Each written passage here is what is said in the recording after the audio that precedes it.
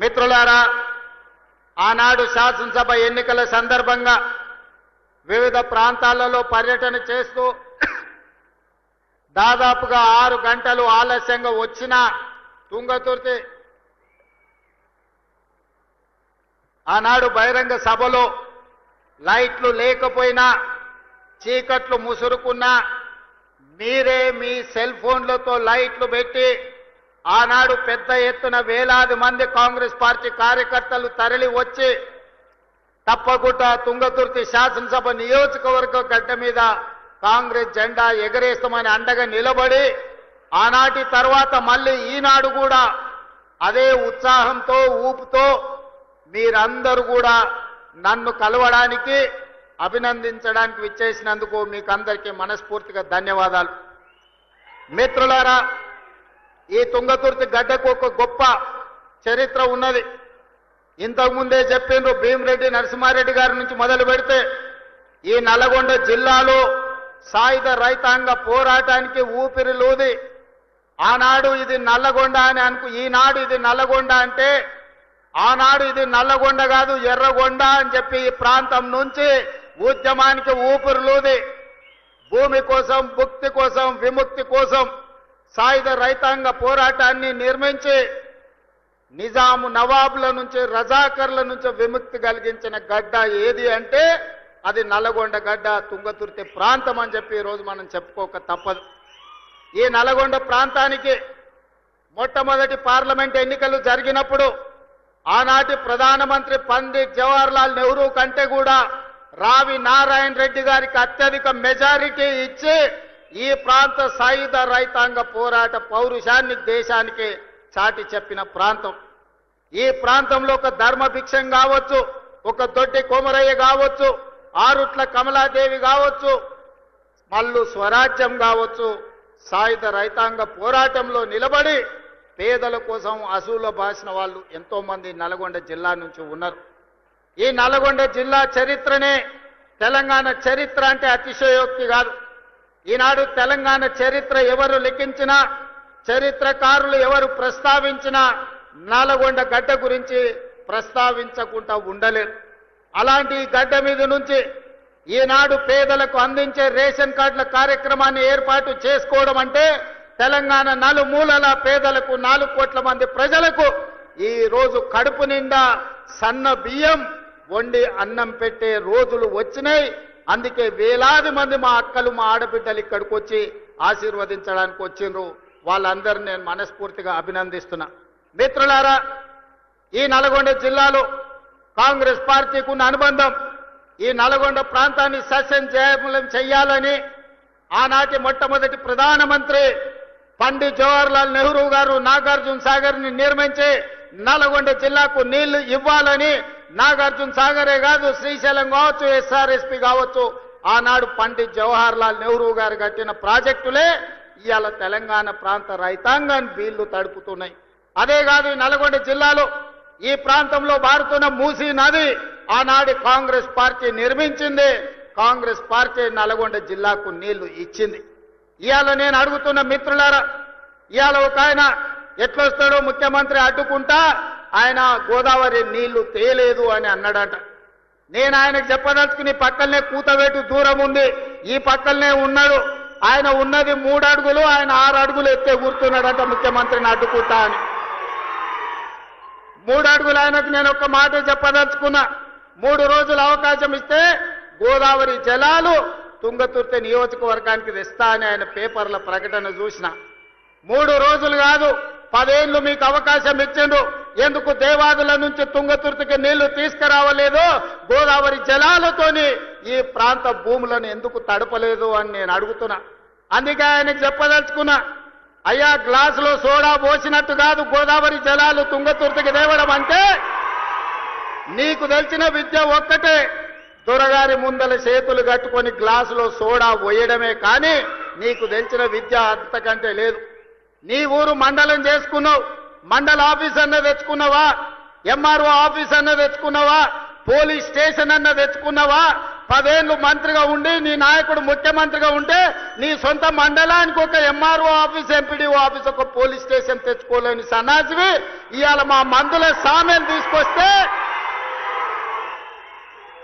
సిగ్గుతో తల ఉంచుకోవాల్సింది పోయి ముఖ్యమంత్రిని ప్రభుత్వ కార్యక్రమాన్ని అడ్డుకుంటానని ఆయన ప్రగల్భాలు పలుకుతుండు. ఏది ఒక్కసారి అడ్డుకొని చూడు. మా తుంగతుర్తి నియోజకవర్గంలో కాంగ్రెస్ పార్టీ కార్యకర్తలు చూసుకుంటారు. దా పక్కనే రామరెడ్డి దామోదర్ రెడ్డి గారు ఉన్నారు ఊరికాడ. మేమందరం ఈ వేదిక మీద ఉన్న వాళ్ళు ఎవరు అక్కర్లేరు. మా దామన్న ఒక్కడు జాడు ఈ నియోజకవర్గంలో కూర్చుంటే అడ్డుకునేటోళ్ళు ఎవరో, అడ్డం పడేటోళ్ళు ఎవరో, వాళ్ళ కథ ఏందో, వాళ్ళ కమామిస్ ఏందో దామన్ననే తేల్చగలడు. ఇవన్నీ నేను మాట్లాడగలను. కానీ ఇది అధికార కార్యక్రమం కాబట్టి ఎక్కువ తక్కువ నేను ఇంకా చెప్పదలుచుకోలేదు. విషయం నీకు అర్థమైతే అర్థమైనట్టే అని నేను ఈ వేదిక మీద నుంచి వారికి సూచన చేస్తున్నా. అందుకే మిత్రులారా, ఇవాళ తెలంగాణ రాష్ట్రంలో మీరు ఆలోచన చేయండి. 10 సంవత్సరాలు పరిపాలన చేసిండ్రు. ఏనాడైనా పేదవాడికి రేషన్ కార్డు ఇవ్వాలన్న ఆలోచన వచ్చిందా? పేదవాడికి సన్న బియ్యంతో బుక్కెడు బువ్వ పెట్టాలన్న ఆలోచన ఎప్పుడైనా చేసిండ్రా? ఇవాళ 10 ఏళ్లలో మీరు ఇవ్వని రేషన్ కార్డు, లక్షల కొద్ది రేషన్ కార్డులు మేము ఇస్తున్నాం. కోట్ల మందికి 3,10,00,000 మందికి ఇవాళ సన్న బియ్యం ఇస్తే రేషన్ షాపుల దగ్గర పెద్ద పెద్ద బార్లు తీరిన లైన్లు ఉంటే ఇవాళ ఆయన అంటున్నాడు రేషన్ షాపుల కాడ బార్లు తీరినరని. మీరు గ్రామాలలో రేషన్ షాపులు ఎన్నడూ తెరవలే, బెల్ట్ షాపులు మీరు తెరిచిండ్రు. 10 ఏళ్ల తర్వాత రేషన్ షాపులు తెరిచి సన్న బియ్యం ఇస్తుంటే ప్రతి పేదవాడు పెద్దవాడు రేషన్ షాపులో సన్న బియ్యం తీసుకోవాలని లైన్లో నిలబడి ఇవాళ లక్షలాది మంది, కోట్లాది మంది సన్న బియ్యం తీసుకొని బుక్కెడు బువ్వ తింటుంటే మీ కళ్ళల్లో నిప్పులు పోసుకుంటున్నారు. ఇది మీకు భావ్యమా అని నేను అడుగుతున్న వాళ్ళని. అందుకే ఇవాళ మిత్రులారా, రేషన్ కార్డులు ఇవ్వాలన్నా ఇందిరమ్మ రాజ్యంలోనే, సన్న బియ్యం పెట్టాలన్నా ఇందిరమ్మ రాజ్యంలోనే, మీరు పండించిన వడ్లకు కనీస మద్దతు ధర ఇవ్వడమే కాదు 500 రూపాయల బోనస్ ఇవ్వాలన్నా ఇందిరమ్మ రాజ్యంలోనే సాధ్యం. మీరు బ్యాంకుల్లో తెచ్చుకున్న అప్పులు 2 లక్షల రూపాయల రుణమాఫీ, 25,55,968 మందికి 21,000 కోట్ల రూపాయలు 15 ఆగస్టు నాడు మీకు రుణ విముక్తులను చేసి ఏ విధంగా దేశ స్వతంత్రం పేదలకు వచ్చిందో, రుణ విముక్తి నుంచి బ్యాంకుల నుంచి స్వతంత్రం ఇప్పించి పేదలకు 21,000 కోట్ల రూపాయల రైతు రుణమాఫీ చేసిన ప్రభుత్వం ఇందిరమ్మ రాజ్యం అని నేను ఈ సందర్భంగా చెప్తున్నా. ఇదే కాదు, రైతు భరోసా ఇస్తలేరు. రైతు భరోసా రేవంత్ రెడ్డి ఎగ్గొడతాడు. రైతులను మోసం చేసిందని ఊరూరా వాళ్ళు ఒగల ఏడుపులు ఏడ్చిండ్రు. ఇంటింటికి పోయిరు, కడుపులో తలకాయ పెట్టిర్రు. కడుపులోనేమో సంతోషంగా ఉంది, ఎగ్గొడితే బాగుండు మా పండుగ బండు అని.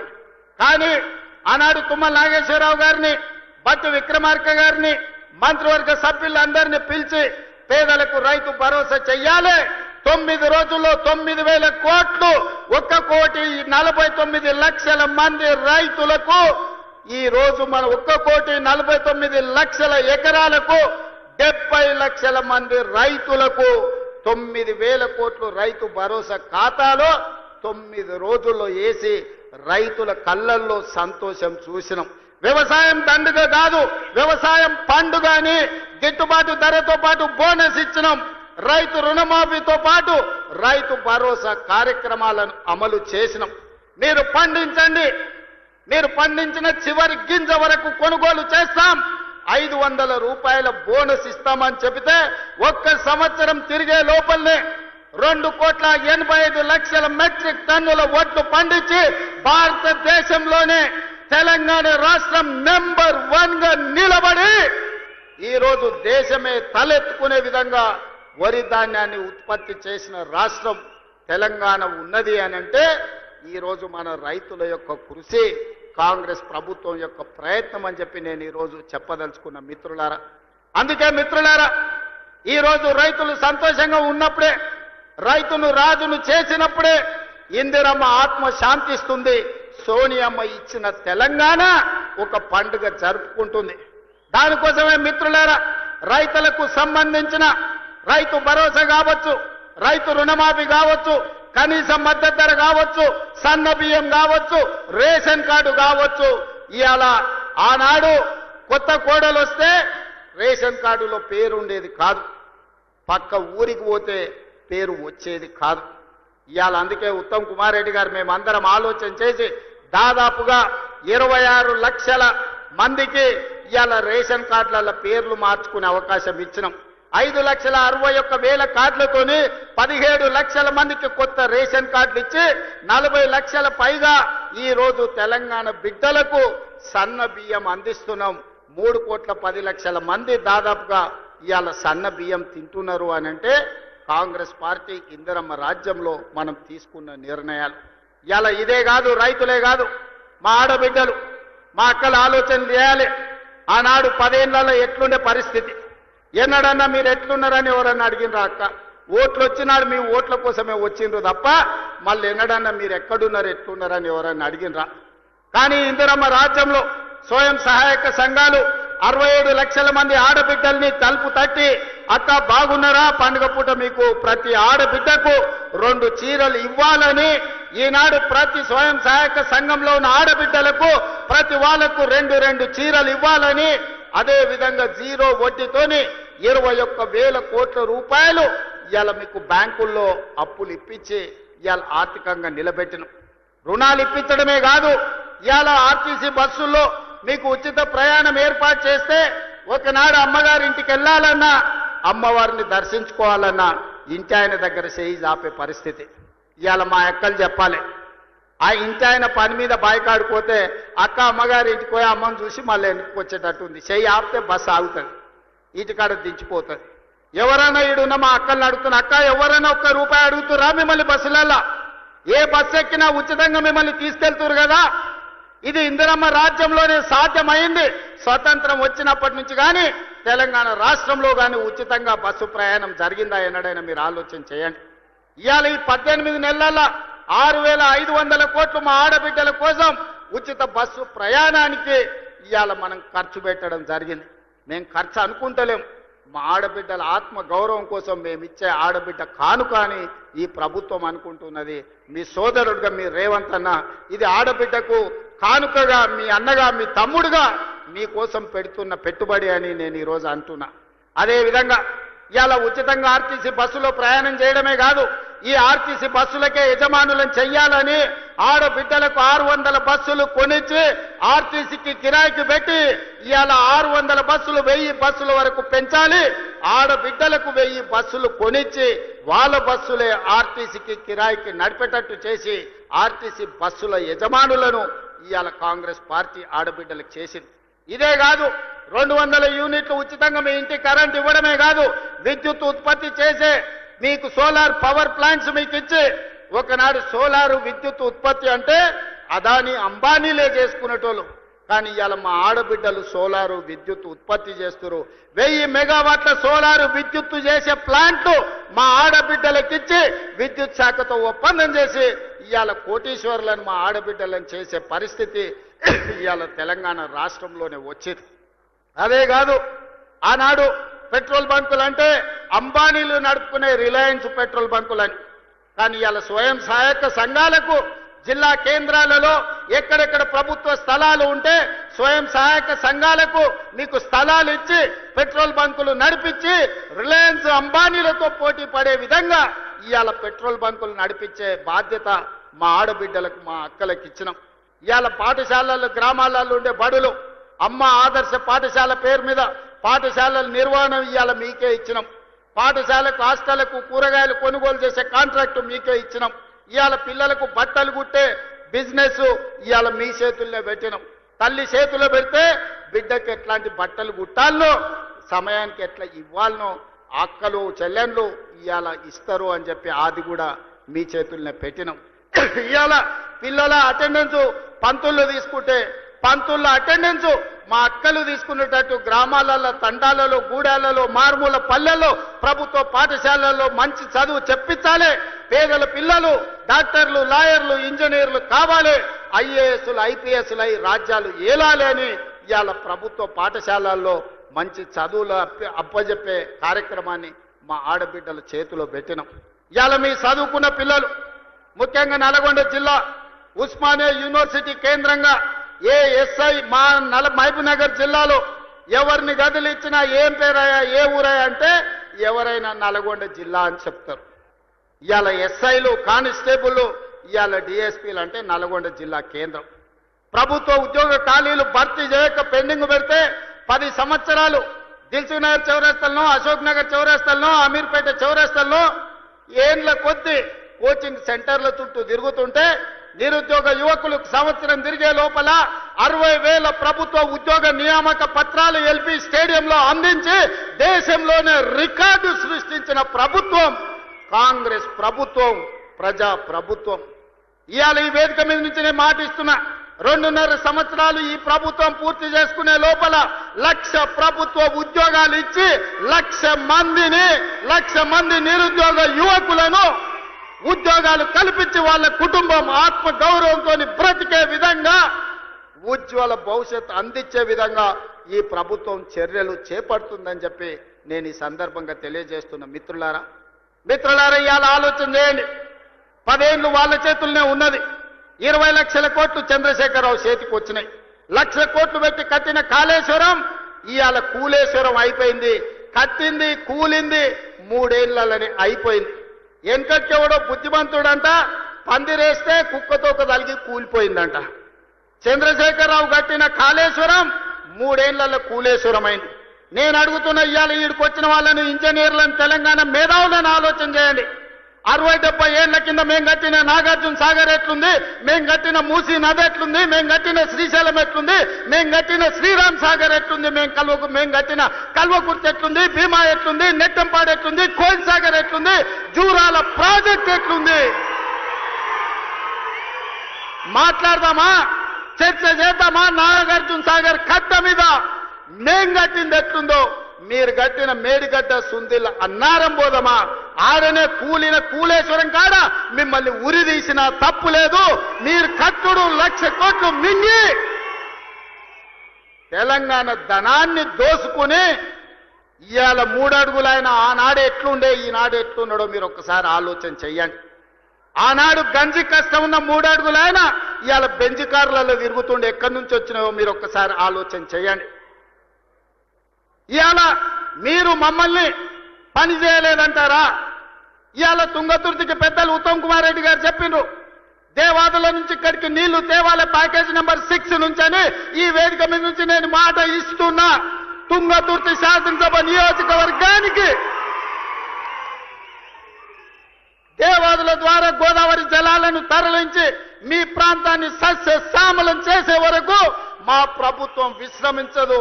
మేము ఖచ్చితంగా పని చేసి చూపిస్తామని నేను ఈరోజు చెప్పదలుచుకున్నా.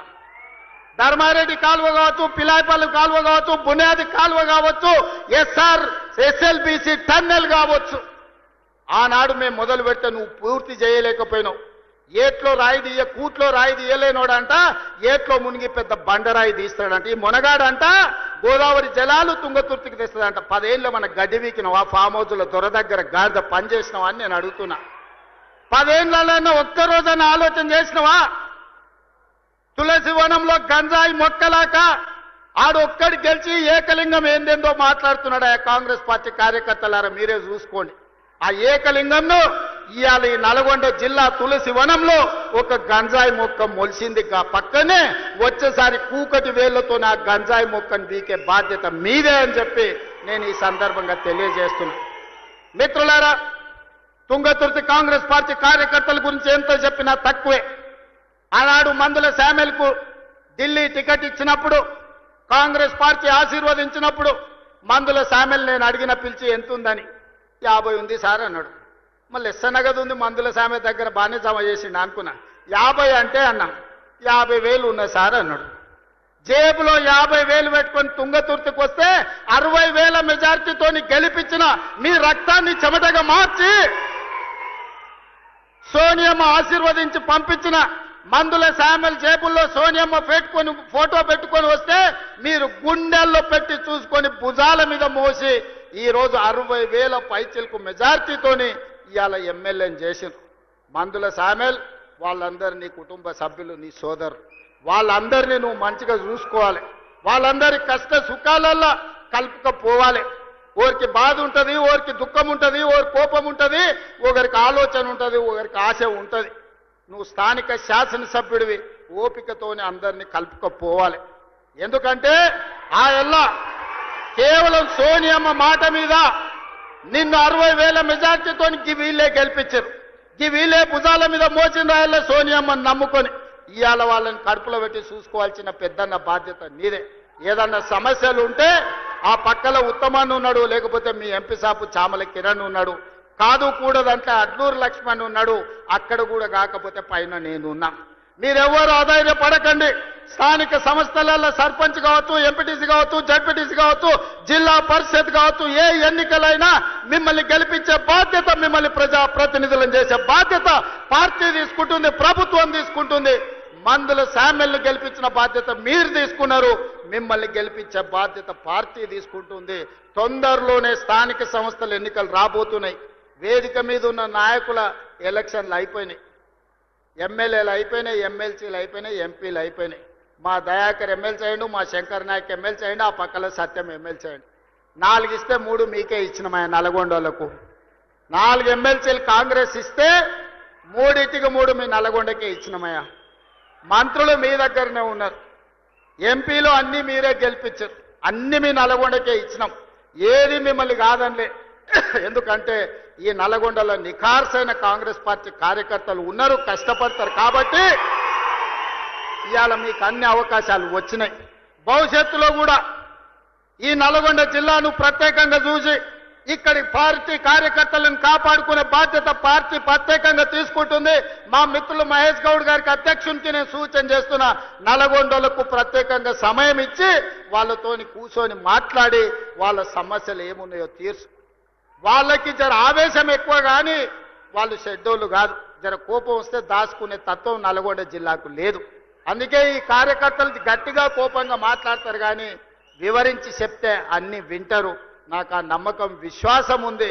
చిన్న ఏమన్నా ఉంటే మనం అన్ని కూడా సర్దిద్దుకొని రాబోయే స్థానిక సంస్థలల్లో ఒక్క గంజాయి మొక్క కూడా మొలవనియొద్దు. ఎందుకంటే మీరు అనుకుంటే ఈ జిల్లాల బీఆర్ఎస్ అనేది ఉండదు, నేల మట్టం తూడ్చేసే శక్తి మీకున్నది. అందుకే మిత్రులారా, ఇవాళ ఇది ఒక మంచి కార్యక్రమం. ఇక్కడ ఉండే మా అక్కల్ని, మా చెల్లెళ్ళని నేను అడుగుతున్నా, ఇంటికి వెళ్ళండి, ఇంటి ఆయనతో మాట్లాడండి. చెప్తే ఇంటే సరే, లేకపోతే ఆయనకు చెప్పకరి. ఎందుకంటే ఆయన అప్పుడప్పుడు అక్కడిక్కడ చూస్తాడు. సన్నబియ్యం ఇచ్చినమా లేదా ఆలోచన చేయండి. రేషన్ కార్డు వచ్చిందా లేదా ఆలోచన చేయండి. రైతు రుణమాఫీ జరిగిందా లేదా మీరు చూసుకోండి. ఇందిరమ్మ ఇల్లు కట్టుకుంటురా లేదా మీరు ఆలోచన చేయండి. రైతు భరోసా వచ్చిందా లేదా మీరు చూసుకోండి. గ్రామానికి మంచినీళ్ళు వచ్చినాయా లేదా మీరు చూసుకోండి.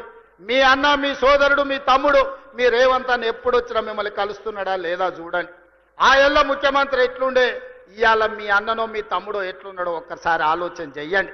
అందుకే ఇవాళ ఎవరు ఎట్లున్నా 10 ఏళ్ళు మనం ఉంటాం. నేను ఈ వేదిక మీద నుంచి ఒక్క మాట స్పష్టంగా చెప్పదలుచుకున్నా.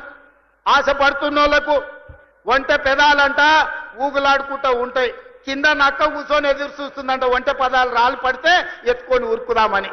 ఇవాళ బీఆర్ఎస్ వాళ్ళు కూడా గట్లనే ఇంకొస్తుంది మాకు అధికారం అని వాళ్ళు ఆలోచన చేస్తారు. 94 నుంచి 2004 2 సార్లు టీడీపీ అధికారంలో ఉంది. 2004 నుంచి 2014 వరకు 2 సార్లు కాంగ్రెస్ పార్టీ వైఎస్ రాజశేఖర రెడ్డి నాయకత్వంలో అధికారంలో ఉంది. 2014 నుంచి 2024 వరకు చంద్రశేఖరరావు అధికారంలో ఉన్నాడు. 2024 నుంచి 2034 వరకు కాంగ్రెస్ పార్టీ కార్యకర్తల అధికారంలో ఉంటారు. 10 ఏళ్ళు తెలంగాణ గడ్డ మీద కాంగ్రెస్ జెండా రెపరెపలాడుతూనే ఉంటది. 2035కు తెలంగాణ ఆదాయాన్ని $1 ట్రిలియన్ ఎకానమీగా మార్చి ప్రపంచంతోనే పోటీ పడే విధంగా తెలంగాణ రాష్ట్రాన్ని తీర్చిదిద్దుతాం. శాతనైతే మామొస్తాడో, అల్లుడొస్తాడో, బామార్దొస్తాడో, బిడ్డొస్తాడో, మొత్తం కట్టగట్టుకొని జాతంత వస్తుందో రాబో బిడ్డ మా కాంగ్రెస్ పార్టీ కార్యకర్తలు చూసుకుంటారు. మీరందరూ ఒక పక్కన నిలబడండి, మా కాంగ్రెస్ పార్టీ కార్యకర్తలు ఇంకొక పక్కన నిలబడతారు.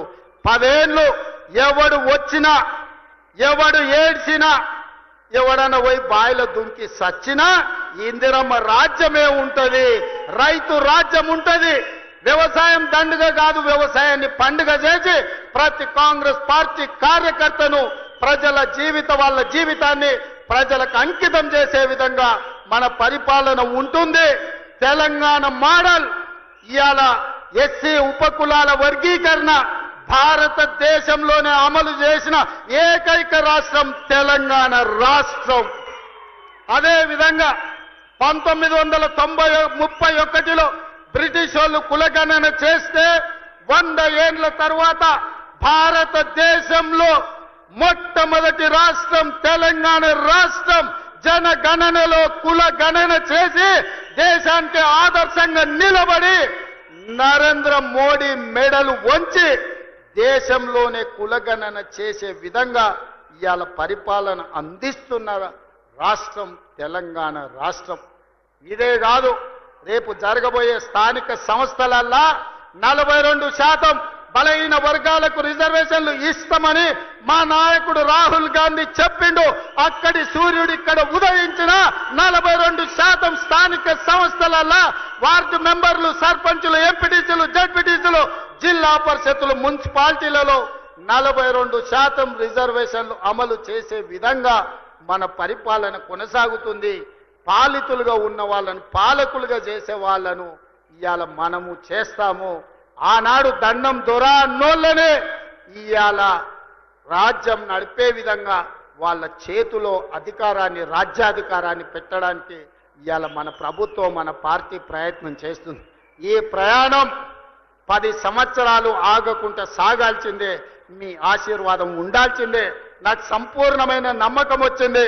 తుంగతుర్తికి వచ్చిన తర్వాత వేలాది మంది ఇక్కడికి వచ్చి ఆశీర్వదించి అండగా నిలబడి, ముఖ్యంగా మా ఆడబిడ్డలు, మా అక్కలు, మా చెల్లెండ్లు ఈ రోజు ఇందిరమ్మ రాజ్యంలో మాకు రక్షణ ఉంది, సోనియమ్మ రాజ్యంలో పనికి ఆహార పథకం తేవడమే కాదు, ఈ రోజు ఉపాధి హామీ పథకాన్ని తీసుకొచ్చి ఆడబిడ్డల్ని ఆదుకున్న ఈ ప్రభుత్వం సల్లగా ఉండాలని ఆశీర్వదించడానికి విచ్చేసినందుకు మీ అందరికీ మనస్ఫూర్తిగా ధన్యవాదాలు తెలియజేస్తూ మీ అందరి దగ్గర సెలవు తీసుకుంటున్న మిత్రులారా, జై కాంగ్రెస్.